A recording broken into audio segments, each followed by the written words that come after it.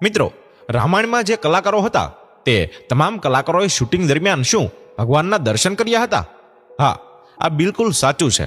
કોઈએ સત્ય જ કહ્યું છે કે કેટલીક વસ્તુઓ પર ભગવાનની કૃપા હોય છે અને આવી જ કૃપા 80ના દાયકામાં બતાવવામાં આવેલી રામાયણ સિરિયલમાં જોવા મળી હતી. અને રામાનંદ સાગરની રામાયણ કોઈ ચમત્કારથી ઓછી પણ નહોતી. જેમાં બતાવવામાં આવેલ દરેક દ્રશ્યને લોકો સમક્ષ ખૂબ જ સરળ અને સ્પષ્ટ રીતે રજૂ કરવામાં આવ્યા છે, જેને લોકો આજે પણ ભૂલી શક્યા નથી. અને કેટલાક લોકો એ વિચારવા માટે મજબૂર થઈ ગયા છે કે કોઈ પણ અદ્યતન ટેકનોલોજી વિના આ અદ્ભુત સિરિયલ લોકો સમક્ષ કેવી રીતે રજૂ કરી હશે અને કેવી રીતે તેનું શૂટિંગ કર્યું હશે અને તેમાં કલાકારોએ કેવી રીતે કામ કર્યું હશે અને આ સિરિયલનું શૂટિંગ કરતી વખતે કલાકારોએ કેટલાક એવા ચમત્કારોનો અનુભવ કર્યો જેની કલ્પના કરવી પણ અશક્ય લાગે છે. તેમાં ઘણી ઘટનાઓ એવી પણ બની છે જેના વિશે જાણીને તમે પણ ચોંકી જશો. ચાલો જાણીએ. તો મિત્રો, દેશની પ્રથમ ધાર્મિક સિરિયલ રામાયણ 1987માં દૂરદર્શન પર પ્રચારિત કરવામાં આવી હતી. આ સિરિયલ બનાવવા માટે રામાનંદ સાગરે પાણીની જેમ પૈસા ખર્ચ્યા હતા. અને બહુ ઓછા લોકો જાણે છે કે સુપર ડુપર હિટ બનેલી રામાયણ સિરિયલની માહિતી અને પ્રસારણ મંત્રાલય તરફથી ઘણી વખત અસ્વીકારનો સામનો પણ કરવો પડ્યો હતો, જેના કારણે રામાનંદ સાગરને ઘણીવાર સરકારી કાર્યાલયના ધક્કા ખાવા પડ્યા હતા. ત્યારે રામાયણની પ્રસારિત કરવાની પરવાનગી મળી હતી. મિત્રો, સૌ પ્રથમ રામાનંદ સાગરે માહિતી અને પ્રસારણ મંત્રાલયના અધિકારીઓને રામાયણનો એક સેમ્પલ એપિસોડ બતાવ્યો. ત્યારબાદ તેઓએ તેને પહેલીવાર નકારી કાઢ્યો હતો.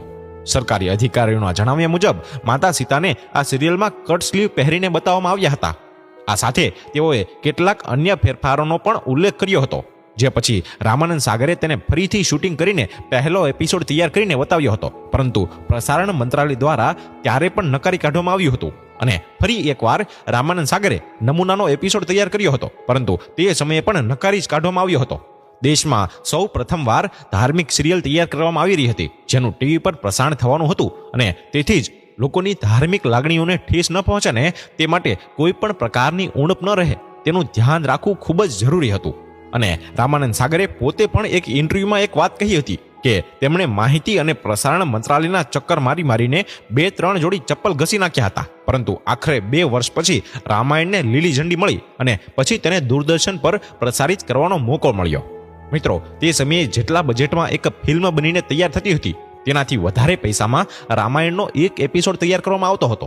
આ સિરિયલની શૂટિંગની વાર્તાઓ સૌથી રસપ્રદ છે, કારણ કે મિત્રો, રામાયણના શૂટિંગ માટે યોગ્ય સ્થાન શોધવું ખૂબ જ મહત્વપૂર્ણ હતું, જેમાં તેને ઘણી મુશ્કેલીઓનો સામનો પણ કરવો પડ્યો હતો. તેને એવી જગ્યાઓ જોઈતી હતી જ્યાં પહાડો, નદી, દરિયો અને વૃક્ષો અને છોડ બધું જ હોય. અને મુંબઈ જેવી ભીડભાડવાળી જગ્યાએ શૂટિંગ કરવું ઘણું મુશ્કેલ અને ખર્ચાળ પણ હતું. આ સિવાય રામાયણમાં ઘણા પાત્રોની